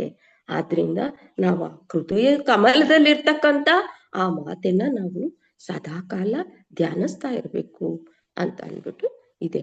ಹೇಯೋಪಾದೇಯ ವರ್ಜಿತ ಅಂತ ಮುಂದಿನ ನಾಮ. ಹೇಯೋಪಾದೇಯ ವರ್ಜಿತ ಅಂತ ಅಂದ್ರೆ ಏನಪ್ಪ ಅಂತಂದ್ರೆ, ಈ ಹೇಯೋಪಾದೇಯ ಅನ್ನೋದು ಈ ಜೀವಿಗಳಿಗೆ ಇರ್ತಕ್ಕಂಥ ಒಂದು ಇದ್ರಲ್ಲೇ ನಾವು ಮುಳುಗೋಗ್ಬಿಡ್ತೀವಿ. ಈ ಹೇಯೋಪಾದೇಯದಲ್ಲೇ ನಾವು ಮುಳುಗೋಗಿರ್ತೀವಿ. ಹೇಯ ಅಂತಂದ್ರೆ ಏನಪ್ಪಾ ಅಂದ್ರೆ ಬಿಡೋದು, ಉಪಾದೇಯ ಅಂತಂದ್ರೆ ತಗೊಳ್ಳೋದು. ಅಂದ್ರೆ ಈ ದ್ವಂದ್ವದಲ್ಲೇ ನಾವು ಸಿಕ್ಕಾಕೊಂಡ್ಬಿಟ್ಟಿರ್ತೀವಿ ಈ ಜೀವಿ ಅನ್ನೋ. ತಗೊಳ್ಳೋದು ಬಿಡೋದು ಅಂದ್ರೆ ತಗೊಳ್ಳೋದು ಅಂದಾಗ ನೀವು ಸುಖ ಬರುತ್ತೆ ಅಂದಾಗ ಯಾರು ಅಯ್ಯೋ ನಂಗೆ ಸುಖ ಬೇಡಪ್ಪ ಅನ್ನಲ್ಲ, ಆ ಸುಖ ಬೇಕು ಅಂತಾರೆ. ಕಷ್ಟ ಅಂದಾಗ ಅಯ್ಯೋ ನನ್ಗೆ ಕಷ್ಟ ಬೇಡಪ್ಪ ಅಂತ ಅದನ್ನ ಹೇಯ ಅಂತ ಕರೀತಾರೆ. ಕಷ್ಟವನ್ನ ಹೇಯ ಅಂತ ಕರೀತಾರೆ, ಸುಖವನ್ನ ಉಪಾದೇಯ ಅಂತ ಕರೀತಾರೆ. ಕಷ್ಟ, ಸುಖ, ಲಾಭ ಬಂತು ಅಂದ್ರೆ ಅಯ್ಯೋ ಅದ್ ನಂಗೆ ಲಾಭ ಬರ್ಬೇಕು, ನಾನ್ ಚೆನ್ನಾಗಿರ್ಬೇಕು ಅಂತಾರೆ, ಅದನ್ನ ಉಪಾದೇಯ ಅಂತ ಕರೀತಾರೆ. ನಷ್ಟನ ಹೇಯ ಅಂತ ಕರೀತಾರೆ. ಆ ನಷ್ಟ ಮಾಡ್ಕೊಳ್ಳೋದು ಯಾರಿಗೂ ಇಷ್ಟ ಇಲ್ಲ, ನಂಗೆ ಬೇಡ, ನಷ್ಟ ಆಗದ್ ಬೇಡ, ನಾನ್ ಯಾವಾಗ್ಲೂ ಚೆನ್ನಾಗಿರ್ಬೇಕು, ನಂಗೆ ಲಾಭ ಆಗ್ಬೇಕು ಅಂತ ಹೇಳ್ತಾರೆ. ಈ ಹೇಯೋಪಾದೇಯ ವರ್ಜಿತಳು. ಇದೆಲ್ಲ ಮನುಷ್ಯ ಈ ದ್ವಂದ್ವದಲ್ಲಿ ಸಿಕ್ಕಾಕೊಂಡು ಈ ಜೀವನದಲ್ಲಿ ಈ ಹೇಯೋಪಾಯವನ್ನ ಅನುಭವಿಸ್ತಾ ಇದ್ದಾನೆ. ಆದ್ರೆ ಮಾತೆಗೆ ಇದ್ಯಾವುದೂ ಇಲ್ಲದೆ ಇರ್ತಕ್ಕಂಥ ವರ್ಜಿತಳಾದಂತ ಮಾತೆ ಅವಳು ಅಂತ ಅಂದ್ಬಿಟ್ಟು ಹೇಳ್ತಾರೆ. ನಮ್ಮಲ್ಲಿ ಇರ್ತಕ್ಕಂಥ ಈ ಆತ್ಮ ವಸ್ತು ಅನ್ನೋದೇನಿದೆ, ಈ ಜೀವಿ ಅಂದ್ಮೇಲೆ ಇವನಲ್ಲಿ ಒಂದು ಆತ್ಮ ವಸ್ತು ಇದೆ ಅಂತ ನಮ್ಗೆ ಗೊತ್ತಾಗ್ತಾ ಇದೆ ಅಲ್ವಾ. ಈ ಆತ್ಮ ವಸ್ತು ನಮ್ಮಲ್ಲಿದೆ. ಈ ಶರೀರನ್ನ ನಾವೇನ್ ಹೇಳ್ತಾ ಇದ್ದೀವಿ, ಇದನ್ನ ಹೇಯ ಅಂತ ಹೇಳ್ತಾ ಇದ್ದಾರೆ.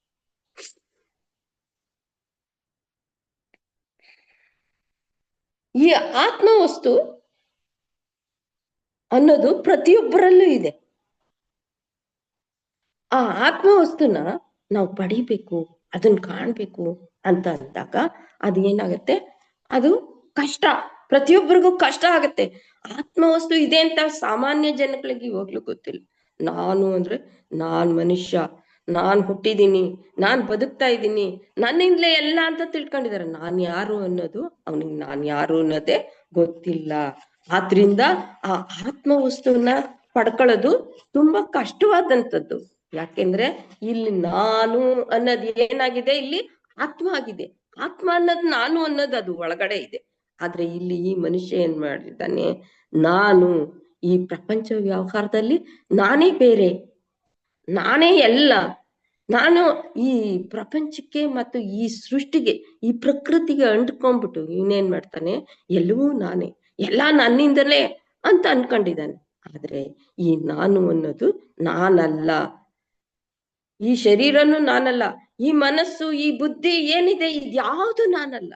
ಅದೆಲ್ಲ ಆ ಪರಮಾತ್ಮಂದು ಅನ್ನೋ ಜ್ಞಾನನ ಇವನ್ ಯಾವಾಗ ಹೊಂದುತ್ತಾನೋ ಆಗ ಆ ಆತ್ಮಜ್ಞಾನವನ್ನ ನಾವು ತಿಳಿಬಹುದು. ನನ್ನಲ್ಲಿ ಆತ್ಮ ಇದೆ ಅನ್ನೋದು, ಆ ಆತ್ಮ ಯಾರು, ಆ ಆತ್ಮನೇ ಪರಮಾತ್ಮ ಅನ್ನೋ ಜ್ಞಾನವನ್ನ ನಾವು ಹೊಂದಬಹುದು. ಅದುವರೆಗೂ ನಾನ್ ಯಾರು ಅನ್ನೋದನ್ನ ನಾವು ತಿಳ್ಕೊಳಕ್ಕಾಗಲ್ಲ.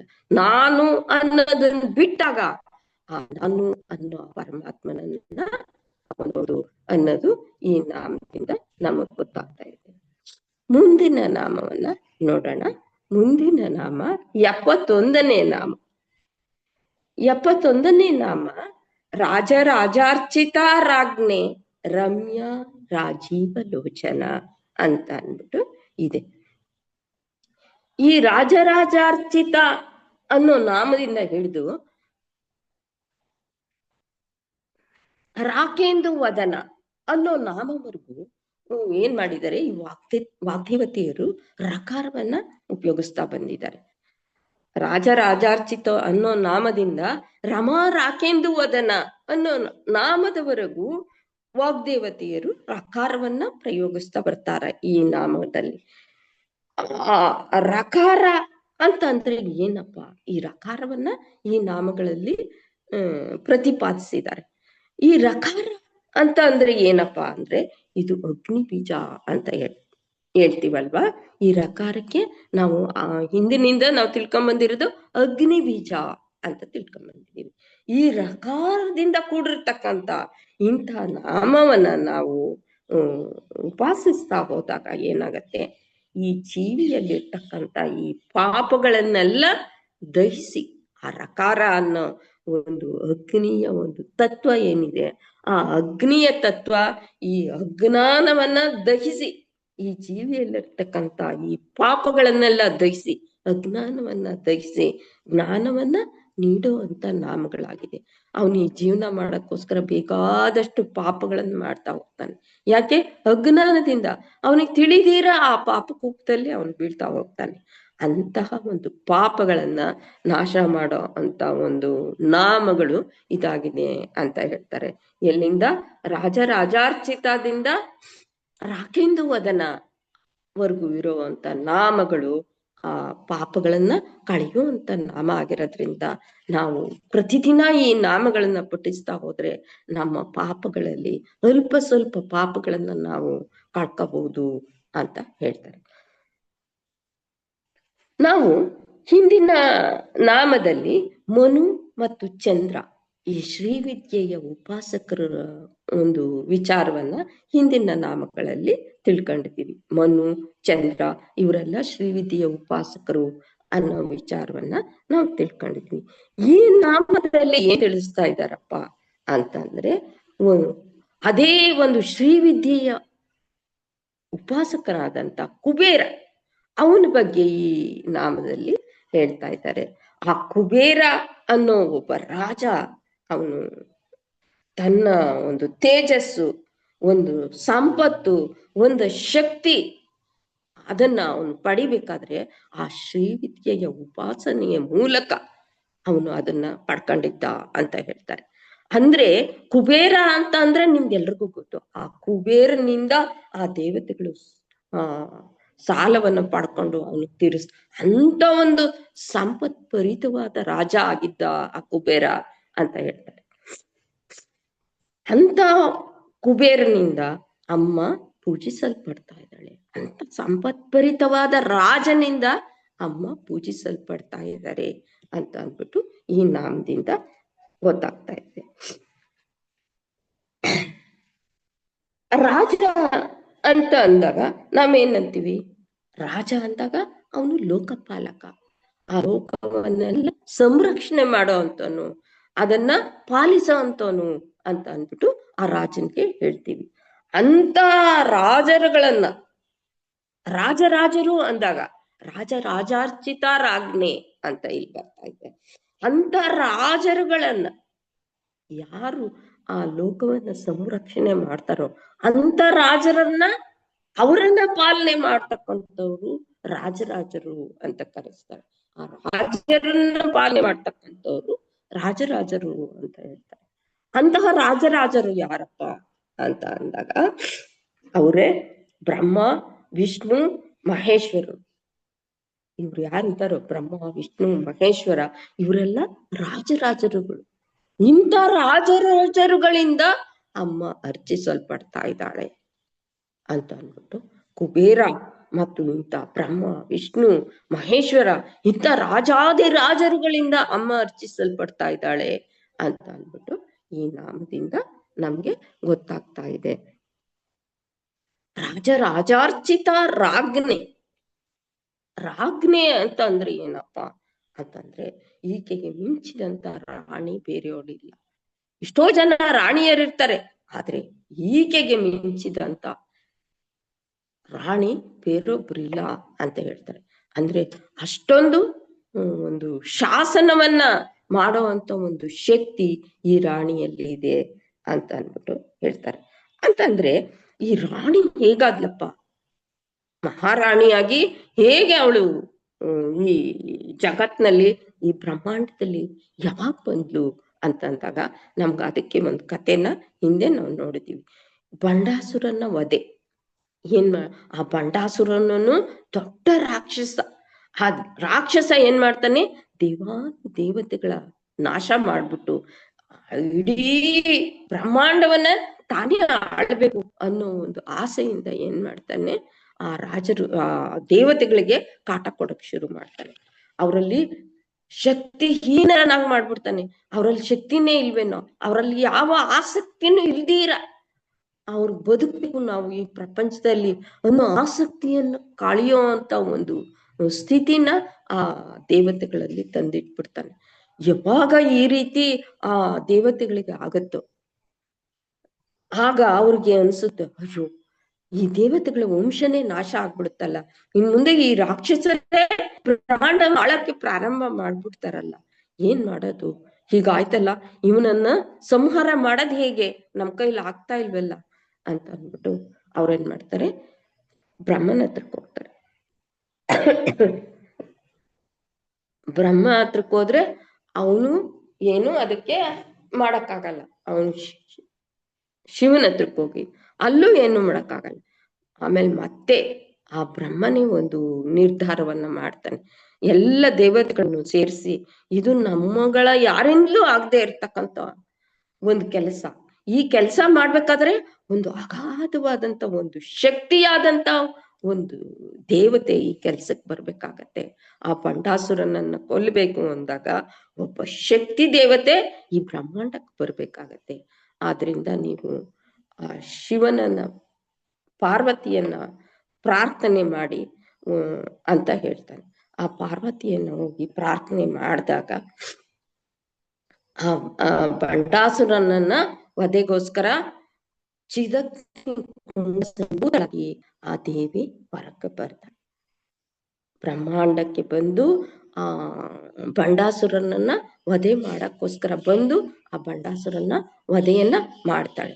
ಆ ಬಂಡಾಸುರನ ವಧೆ ಆದ ನಂತರ ದೇವತೆಗಳೆಲ್ಲ ಖುಷಿಯಿಂದ ಅವಳನ್ನ ಆ ಬ್ರಹ್ಮಾಂಡದಲ್ಲೇ ಉಳಿಸ್ಕೋಬೇಕು, ಇವಳನ್ ಮತ್ತೆ ಬಿಡಬಾರ್ದು, ಇವಳು ಇಲ್ಲೇ ಇರ್ಬೇಕು ಅನ್ನೋ ಕಾರಣಕ್ಕೆ ಅವಳಿಗೆ ಮಣಿದ್ವೀಪ ಅನ್ನೋ ಒಂದು ದ್ವೀಪನ ಆ ಸ್ಥಾಪನೆ ಮಾಡಿ ಅದರಲ್ಲಿ ಮಹಾರಾಣಿಯಾಗಿ ಸಿಂಹಾಸನೇಶ್ವರಿಯಾಗಿ ಕೂಡಿಸ್ತಾರೆ.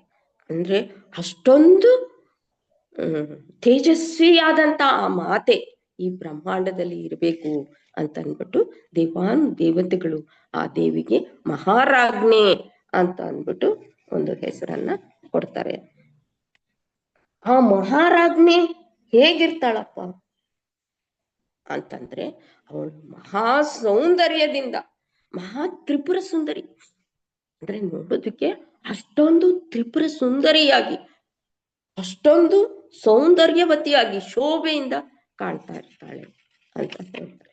ಅಂತ ಶೋಭೆಯನ್ನ ನಾವು ಕಾಣ್ಬೇಕು ಅಂದ್ರೆ ಯಾವುದರ ಮೂಲಕ ನಾವು ಶೋಭೆ ನಮ್ಗೆ ಕತೆ, ಆ ಶೋಭೆನ ನಾವು ಆ ಮುಖದಲ್ಲಿರ್ತಕ್ಕ ಆ ಸೌಂದರ್ಯ, ಇವಾಗ ನಾವು ಯಾರನ್ನ ನೋಡಿದಾಗ ಅವ್ರ ಸೌಂದರ್ಯ ನಮ್ಗೆ ಹೇಗೆ ಅಟ್ರಾಕ್ಷನ್ ಆಗತ್ತಪ್ಪ ಅಂದ್ರೆ ಆ ಕಣ್ಣಿನ ಮೂಲಕ.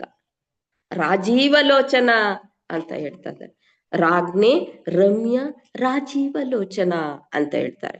ರಾಜೀವಲೋಚನ ಅಂತಂದ್ರೆ ಆ ಕಣ್ಣುಗಳು, ಆ ಕಣ್ಣುಗಳಲ್ಲಿರ್ತಕ್ಕಂಥ ಒಂದು ಆಕರ್ಷಣೆ ಅನ್ನೋದು ಆ ಮುಖ್ಯ ಸೌಂದರ್ಯವನ್ನ ತಂದ್ಕೊಡುತ್ತಂತೆ.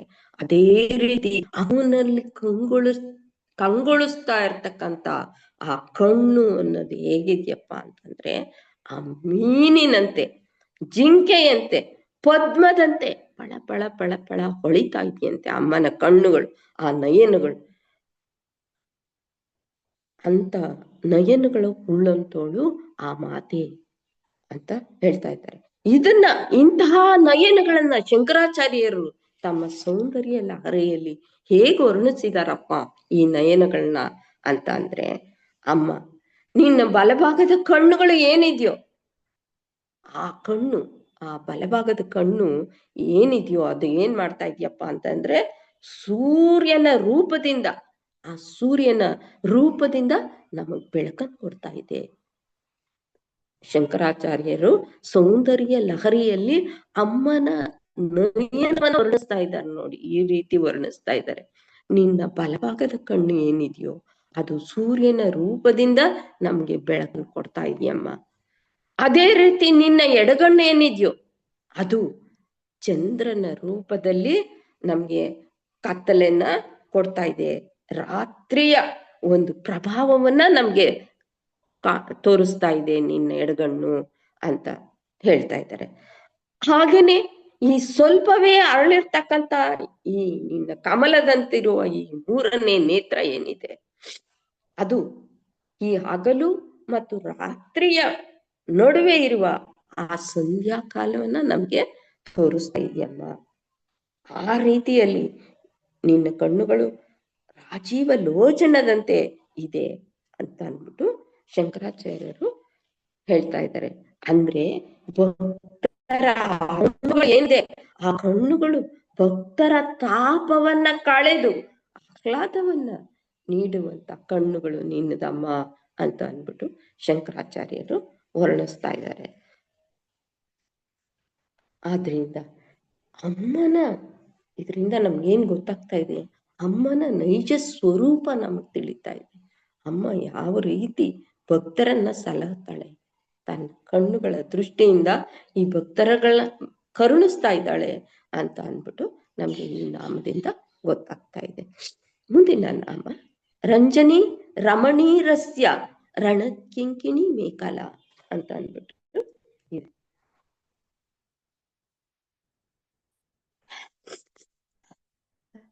ರಂಜನಿ ಅಂತಂದ್ರೆ ಏನಪ್ಪ ಅಂತಂದ್ರೆ ಭಕ್ತರನ್ನ ಸಲಹುವಂತವಳು, ಭಕ್ತರನ್ನ ರಂಜಿಸುವಂತವಳು, ಭಕ್ತರನ್ನ ಉತ್ಸಾಹದಿಂದ ಇಡೋ ಅಂತವಳು ರಂಜನಿ ಅಂತ ಹೇಳ್ತಾರೆ. ಇಂಥ ಮಾತೆ ಏನ್ ಮಾಡ್ತಾಳೆ, ಆತ್ಮಸ್ವರೂಪನಾದ ಆ ಶಿವನಿಗೆ ಶಕ್ತಿಯಾಗಿ ಆ ಶಿವನಿಗೆ ಆನಂದವನ್ನ ಪ್ರೀತಿಯನ್ನ ಪ್ರದಾನ ಮಾಡೋಳಾಗಿದ್ದಾಳೆ.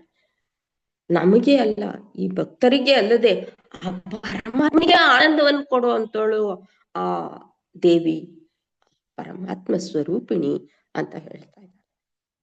ಆ ಪರಮಾತ್ಮನ ಅವನಲ್ಲಿ ಒಂದು ಶಕ್ತಿಯನ್ನ, ಒಂದು ಆನಂದವನ್ನ, ಒಂದು ಉತ್ಸಾಹವನ್ನ ತುಂಬುವಂತೋಳು ಈ ಮಾತೆ.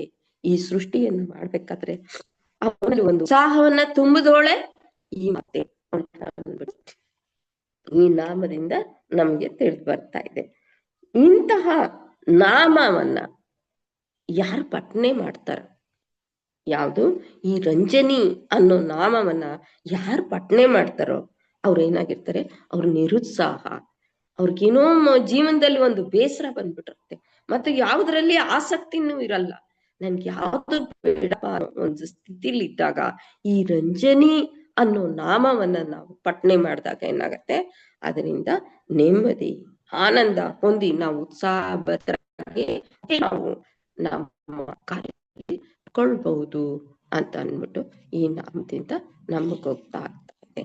ಈ ನಾಮದ ಫಲ, ಆ ರಂಜನಿ ಅನ್ನೋ ನಾಮದ ಫಲವನ್ನ ಈ ಭಕ್ತ ಪಡ್ಕೊಂಡು ಅದನ್ನ ಉಪಾಸನೆ ಮಾಡಿದಾಗ ಅವನು ಮತ್ತೆ ಉತ್ಸಾಹತೆಯನ್ನ, ತನ್ನಲ್ಲಿ ಒಂದು ಉತ್ಸಾಹವನ್ನ, ಒಂದು ಆನಂದವನ್ನ ಹೊಂದಬಹುದು ಅನ್ನೋದು ಇದರಿಂದ ನಮಗ್ ತಿಳಿದು ಬರ್ತಾ ಇದೆ.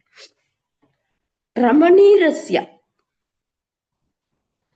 ರಮಣೀರಸ್ಯ, ರಸ್ಯ ಅಂತಂದ್ರೆ ಆಸ್ವಾದ, ಒಂದು ಸ್ವಾದ ಅಂತ ಹೇಳ್ತಾರೆ. ಈ ಲಲಿತೆಯ ಮಂಗಳ ವಿಗ್ರಹ ಸ್ವರೂಪಿಣಿ, ಲಲಿತೆ ಅನ್ನೋಳೆ ಅವಳು ಮಹಾಮಂಗಳ ವಿಗ್ರಹ ಸ್ವರೂಪಿಣಿಯೇ ಲಲಿತಾ ಮಾತೆ. ಅಂತಹ ಮಂಗಳ ಸ್ವರೂಪಿಣಿಯಾದಂತ ಲಲಿತೆಯನ್ನ ಆ ಭಕ್ತರು ಸ್ಮರಣೆ ಮಾಡ್ತಾ ಹೋದಾಗ, ಆ ಭಕ್ತರು ಆ ಮಂಗಳ ವಿಗ್ರಹದ ಮುಂದೆ ನಿಂತು ಆಕೆಯನ್ನ ಸ್ಮರಣೆ ಮಾಡ್ತಾ ಮಾಡ್ತಾ ಹೋದಾಗ ಆ ಕ್ಷಣ ಕ್ಷಣಕ್ಕೂ ಕೂಡ ಒಂದು ಹೊಸದನ್ನ, ಒಂದು ಹೊಸ ಆನಂದವನ್ನ, ಒಂದು ಹೊಸ ಅನುಭವವನ್ನ ಹೊಂದ್ತಾ ಹೋಗ್ತಾರೆ, ಒಂದು ಆನಂದ ಅನುಭೂತಿಯನ್ನ ಹೊಂದುತ್ತಾ ಹೋಗ್ತಾರೆ ಅಂತ ಅಂದ್ಬಿಟ್ಟು ಈ ರಸ್ಯ ಅನ್ನೋ ರಮಣಿ ರಸ್ಯ ಅನ್ನೋ ನಾಮದಿಂದ ನಮಗ್ ಗೊತ್ತಾಗುತ್ತೆ. ಅಂತ ಅಂದಾಗ ಇವಾಗ ಒಂದು ಮಂಗಳ ವಿಗ್ರಹ ಇದೆ, ಎಲ್ಲೋ ನಾವು ಹೋಗ್ತೀವಿ. ಈಗ ನಾನು ಭುವನೇಶ್ವರಕ್ಕೆ ಹೋದಾಗ ಅಲ್ಲಿ ವಿರಜಾದೇವಿಯ ವಿಗ್ರಹವನ್ನ, ಆ ವಿರಜಾದೇವಿ ವಿಗ್ರಹವನ್ನ ನಾವು ಒಂದ್ಸಲ ನೋಡಿದಾಗ ನಮ್ಗೇನು ಅನ್ಸುತ್ತೆ, ಮತ್ತೆ ಇನ್ನೊಂದ್ಸಲ ನೋಡ್ಬಾ ಅಂತ ಕರೆದಾಗ ಅವಾಗ ಅನುಭವ ಆಗತ್ತೆ. ಮತ್ತೆ ನೋಡ್ಬಾ ಅಂದಾಗ ಅಜ್ಞಾನಿಗಳಿಗೆ ಅಯ್ಯೋ ಎಷ್ಟ್ ಸಲನಪ್ಪ ನೋಡೋದು, ನೋಡಿದ್ದೆ ಅದೇ ಮಾತೇನೆ ಅಲ್ವಾ, ನೋಡಿದ್ದೆ ನೋಡ್ತಾ ಇರ್ತೀವಿ, ಇನ್ನೆಷ್ಟ್ ಸಲ ನೋಡೋದು ಅಂತೀವಿ. ಅದೇ ಒಬ್ಬ ಜ್ಞಾನಿ ಆತನು ಆ ಮಾತೆಯ ರೂಪದಲ್ಲಿ ಅನುಭವವನ್ನ ಹೊಂದುವಂತನು, ಆಹ್ಲಾದವನ್ನ ಹೊಂದುವಂತನು ಏನ್ ಮಾಡ್ತಾನೆ, ಅವನು ಮತ್ತೆ ಮತ್ತೆ ಕರೆದು ಆ ವಿಗ್ರಹವನ್ನು ತೋರಿಸಿದಾಗ ಅವನ್ಗೆ ಒಂದೊಂದು ಕ್ಷಣದಲ್ಲೂ ಒಂದೊಂದು ಅನುಭವ ಅವನಿಗೆ ದೊರಕ್ತಾ ಹೋಗುತ್ತೆ. ಮಾತೆಯ ರೂಪ ಅನ್ನೋದು ಒಂದೊಂದು ಕ್ಷಣದಲ್ಲೂ ಕೂಡ ಒಂದು ಅನುಭವವನ್ನ ಕೊಡ್ತಾ ಹೋಗುತ್ತೆ ಅಂತ ಹೇಳ್ತಾರೆ.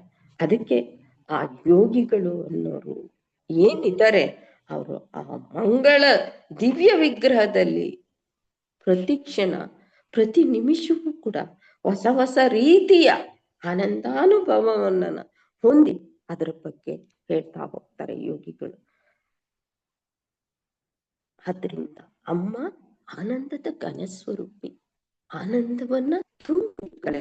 ತನ್ನ ತುಂಬ ಆ ವಿಗ್ರಹದ ತುಂಬ, ಆ ಮಂಗಳ ವಿಗ್ರಹದ ತುಂಬ ಆನಂದಾನುಭವ ಅನ್ನೋದು ಅವಳಲ್ಲಿ ತುಂಬಿದೆ.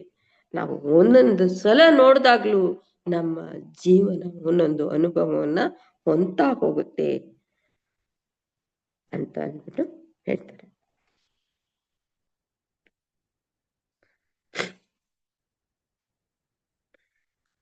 ರಸ್ಯ ಅಂದ್ರೆ ಆಸ್ವಾದಿಸುವ ರಸ.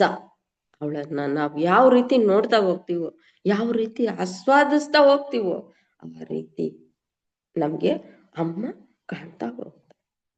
ಅಂದ್ರೆ ಈ ವಿಶ್ವದಲ್ಲಿ ಎಷ್ಟೋ ಕೋಟಿ ಜನರಿದ್ದಾರೆ, ಕೋಟಿ ಜೀವರಾಶಿಗಳಿದ್ದಾರೆ. ಆದ್ರೆ ಎಲ್ರಿಗೂ ಒಂದೇ ಶರೀರ ಇದ್ರು ಆ ಅನುಭವ ಏನು, ಆ ಆಸ್ವಾದಿಸ್ತಕ್ಕಂತ ಒಂದು ಆ ರಸ್ಯ ಅನ್ನೋದಿದೆಯಲ್ಲ, ಆ ಆಸ್ವಾದಿಸ್ತಕ್ಕಂತ ಒಂದು ಸ್ವಭಾವ ಇದೆಯಲ್ಲ, ಅದು ಎಲ್ರಿಗೂ ಒಂದೇ ತರ ಇರಲ್ಲ. ಅದ್ ಬೇರೆ ಬೇರೆ ಕೋಟಿ ಜನಗಳಲ್ಲೂ ಎಲ್ಲರಲ್ಲೂ ಒಂದೇ ತರ ಇರಲ್ಲ, ಅದ್ ಬೇರೆ ಬೇರೆ ರೀತಿಯಲ್ಲಿ ಇರುತ್ತೆ.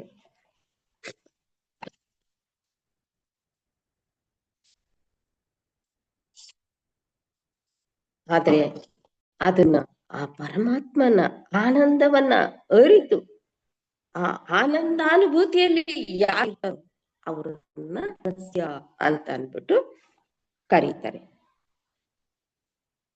ಇಂತಹ ಆನಂದ ರಮಣೀಯ ಸ್ವರೂಪವನ್ನ ಆಸ್ವಾದಿಸ ರಸಗ್ರಹಣ ಶಕ್ತಿಯೇ ರಸ್ಯ ಅಂತ ಅಂದ್ಬಿಟ್ಟು ಹೇಳ್ತಾರೆ.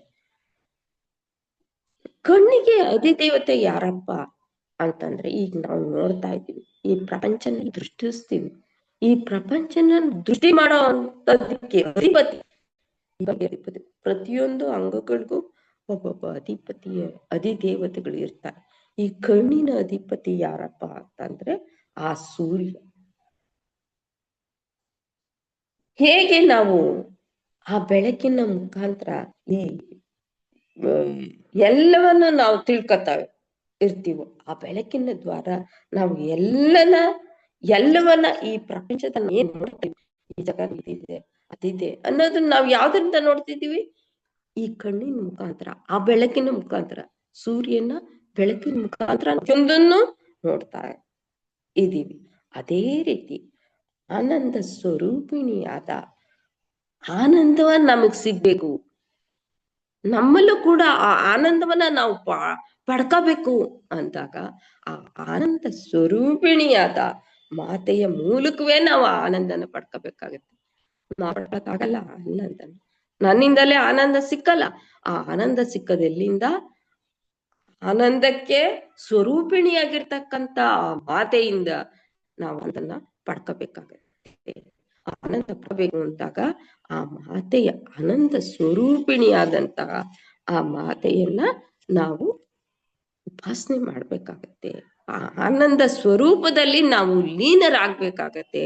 ಆ ಲೀನರಾದಾಗ ನಮ್ಗೆ ಆ ಮಾತೆಯ ಆನಂದ ಸ್ವರೂಪ ಅನ್ನೋದು ದೊರೆಯುತ್ತೆ ಅನ್ನೋದು ಈ ನಾಮದಿಂದ ನಮಗ್ ತಿಳಿತಾ ಇದೆ. ಮುಂದಿನ ರಾಮ ರಣತ್ ಕಿಂಕಿಣಿ ಮೇಕಲ, ರಮ ರಾಕೆಂದು ವದನ, ರತಿರೂಪ ರತಿಪ್ರಿಯ. ಆಯ್ತು. ಇವಾಗ ರಣತ್ ಕಿಂಕಿಣಿ ಮೇಕಲ ಅಂತ ಅಂದ್ಬಿಟ್ಟು ಇದೆ.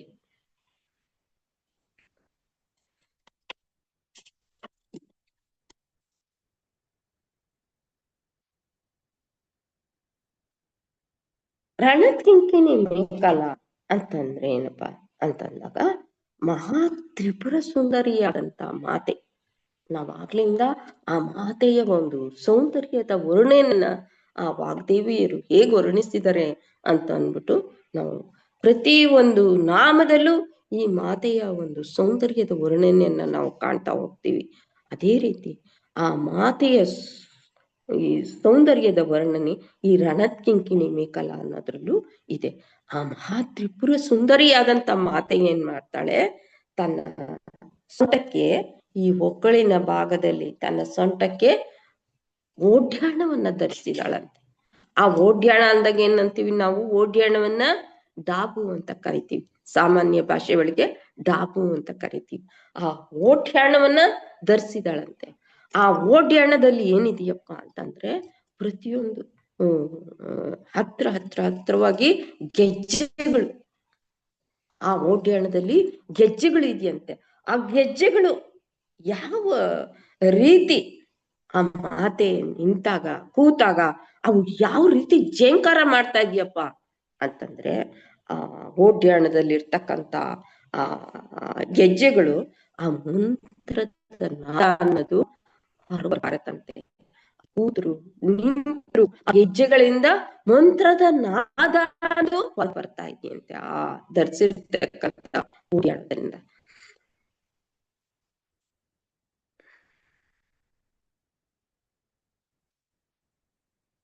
ವಾಗ್ದೇವತೆಯರು ಈ ರೀತಿ ಡಾಬಿನಲ್ಲಿ ಇರ್ತಕ್ಕಂಥ ಗೆಜ್ಜೆಗಳ ಬಗ್ಗೆ ಒಂದು ಮಂತ್ರ ನಾದವನ್ನ ವರ್ಣಿಸ್ತಾ ಇದ್ದಾರೆ. ಅಂದ್ರೆ ಅದು ಯಾವ ಮಂತ್ರವನ್ನ ಮಾಡ್ತಾ ಇದೀಯಪ್ಪ ಅಂತಂದ್ರೆ ಲಲಿತಾ ಸಹಸ್ರನಾಮದಲ್ಲಿ ಇರ್ತಕ್ಕಂಥ ಪಂಚದಶಾಕ್ಷರಿ ಮಂತ್ರ, ಷೋಡಶಾಕ್ಷರಿ ಮಂತ್ರ, ಏಕದಶಾಕ್ಷರಿ ಮಂತ್ರ, ಈ ಮಂತ್ರಗಳ ಧ್ವನಿಯೆಲ್ಲ ಗೆಜ್ಜೆಗಳಿಂದ ಹೊರ ಹೊಮ್ತಾ ಇದೆಯಂತೆ. ಅಮ್ಮನ ಧರಿಸಿರ್ತಕ್ಕಂಥ ಆ ಡಾಬಿನ ಗೆಜ್ಜೆಗಳಿಂದ ಹೊರ ಬರ್ತಾ ಇದೆಯಂತೆ ಅಂತ ಅಂದ್ಬಿಟ್ಟು ಆ ವಾಗ್ದೇವತೆಯರು ಅವಳ ಹೆಜ್ಜೆಯ ನಾದವನ್ನ ವರ್ಣಿಸ್ತಾ ಇದ್ದಾರೆ. ಯಾವ ರೀತಿಯ ಅಮ್ಮನ ಗೆಜ್ಜೆ ಆ ಮಂತ್ರಗಳನ್ನ ಹೊರ ಬರ್ತಾ ಇದೆಯೋ ಅದೇ ರೀತಿ ಈ ಪಿಂಡಾಂಡದಲ್ಲೂ ಕೂಡ ಒಂದು ಶಬ್ದ ಅನ್ನೋದು ಈ ಶರೀರದಲ್ಲೂ ಕೂಡ ಈ ಜೀವಿಯಿಂದ ಹೊರ ಬರುತ್ತೆ. ನಮ್ಮ ಶರೀರದಿಂದ ಕೂಡ ಒಂದು ಶಬ್ದ ಅನ್ನೋದು ಹೊರ ಬರುತ್ತೆ. ಆದ್ರೆ ಅದರ ಅರಿವು ನಮ್ಗೆ ಇಲ್ಲ. ನಾವು ಅದನ್ನೆಲ್ಲ ನೋಡಕ್ ಹೋಗಲ್ಲ. ಶರೀರ ಇದೆ, ನಾವು ತಿಂತೀವಿ, ಕುಡಿತೀವಿ, ಜೀವನ ಮಾಡ್ತೀವಿ, ಅಷ್ಟೇ ನಮ್ ಜೀವನ ಅಂತ ನಾವ್ ಅನ್ಕೊಂಡಿದೀವಿ. ಆದ್ರೆ ಈ ಶರೀರ ಅನ್ನೋದು ಕೂಡ ಇಷ್ಟೊಂದು ಅದ್ಭುತವಾದ್ದು, ಆಶ್ಚರ್ಯಕರವಾದದ್ದು. ಇದನ್ನ ಯಾವ ರೀತಿ ನಾವು ತಿಳ್ಕೋಬೇಕು ಅನ್ನೋದು ನಮ್ಗೆ ಅರಿವಿಲ್ಲ.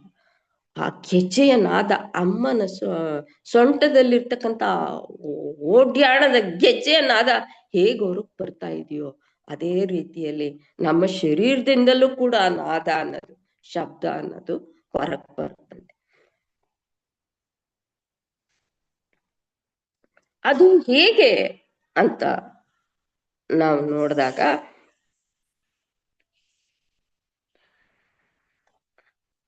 ಈ ಜೀವಿಯಿಂದ ಹೇಗೆ ಶಬ್ದ ಹೊರಗ್ ಬರುತ್ತಪ್ಪ ಅಂತಂದ್ರೆ ಈ ಮೂಲಾಧಾರ, ಈ ಮೂಲಾಧಾರ ಏನಿದೆಯೇ ಅದನ್ನ ನಾವೇನಂತೀವಿ, ನಮ್ಮಲ್ಲಿ ಚಕ್ರಗಳು ನಿಮ್ಗೆ ಗೊತ್ತೇ ಇದೆ, 7 ಚಕ್ರಗಳಿದೆ ಅಂತ.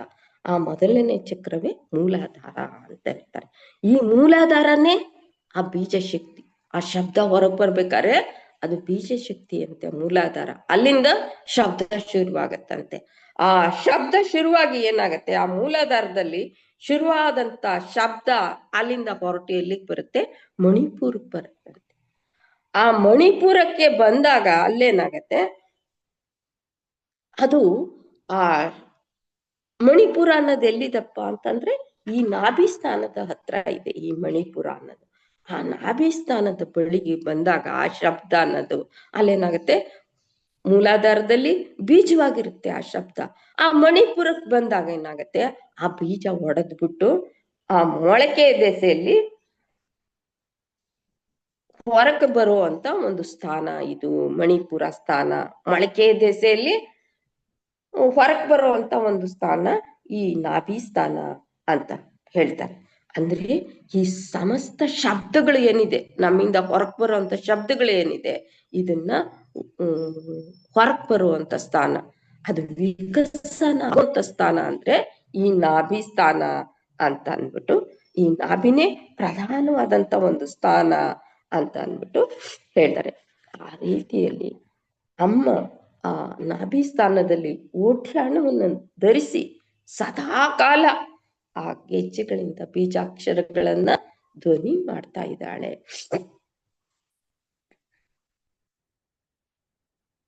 ಅಂತ ಅಂದ್ಬಿಟ್ಟು ಈ ನಾಮದಲ್ಲಿ ಹೇಳ್ತಾ ಇದೆ. ಅದಕ್ಕೆ ಆ ಧ್ವನಿ ಹೇಗೆ ಆಗ್ತಾ ಇದೆ ಅಂತದನ್ನ ಅನ್ನುವಂಥದ್ದನ್ನ ಶಂಕರಾಚಾರ್ಯರು ಅದ್ವೈತ ಸಿದ್ಧಾಂತದ ಗುರುಗಳಾದಂತ ಶಂಕರಾಚಾರ್ಯರು ಅದನ್ನ ಮೊದಲಿಗೆ ಗುರುತಿಸಿದ್ದಾರೆ. ಆ ಗೆಜ್ಜೆಗಳ ನಾದ ತಮ್ಮ ಸೌಂದರ್ಯ ಲಹರಿಯಲ್ಲಿ ಅದರ ವರ್ಣನೆಯನ್ನ ಎಷ್ಟು ಮಟ್ಟಿಗೆ ಮಾಡಿದ್ದಾರೆ ಅಂತಂದ್ರೆ, ಅಷ್ಟೊಂದು ಆ ಮಂತ್ರದ ಒಂದು ನಾದ ಆ ಮಾತೆಯ ಗೆಜ್ಜೆಗಳಿಂದ ಹೊರಗ್ ಬರ್ತಾ ಇದೆ ಅಂತ ಅಂದ್ಬಿಟ್ಟು ತಮ್ಮ ಸೌಂದರ್ಯ ಲಹರಿಯಲ್ಲಿ ವರ್ಣನೆಯನ್ನ ಅದ್ಭುತವಾಗಿ ತಿಳಿಸಿದ್ದಾರೆ. ಇಷ್ಟು ಹೇಳಿ ಇವತ್ತಿಗೆ ನನ್ನ ಈ ಕ್ಲಾಸ್ ಅನ್ನು ಮುಗಿಸ್ತಾ ಇದ್ದೀನಿ. ಓಂ ಶ್ರೀ ಮಾತ್ರೆ.